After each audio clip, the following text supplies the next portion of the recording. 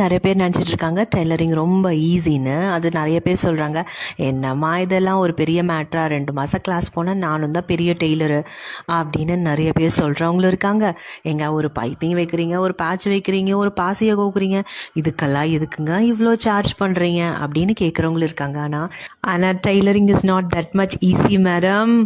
பயங்கரமான பொறுமையும் அநியாயத்துக்கு ரசனையும் இருக்கிற ஒரு ஆள்னால் மட்டும்தான் அந்த டெய்லரிங்கில் சக்சீட் ஆகும். நிறைய பேர் நினச்சிட்டு இருக்காங்க டெய்லரிங் ரொம்ப ஈஸின்னு. அது நிறைய பேர் சொல்கிறாங்க, என்னம்மா இதெல்லாம் ஒரு பெரிய மேட்ரா, 2 மாதம் கிளாஸ் போனால் நானும் தான் பெரிய டெய்லரு அப்படின்னு நிறைய பேர் சொல்கிறவங்களும் இருக்காங்க. எங்க ஒரு பைப்பிங் வைக்கிறீங்க, ஒரு பேட்ச் வைக்கிறீங்க, ஒரு பாசியை கோக்குறீங்க, இதுக்கெல்லாம் எதுக்குங்க இவ்வளோ சார்ஜ் பண்ணுறீங்க அப்படின்னு கேட்குறவங்களும் இருக்காங்க. ஆனால் tailoring is not that much easy madam. பயங்கரமான பொறுமையும் அநியாயத்துக்கு ரசனையும் இருக்கிற ஒரு ஆள்னால் மட்டும்தான் அந்த டெய்லரிங்கில் சக்சீட் ஆகும்.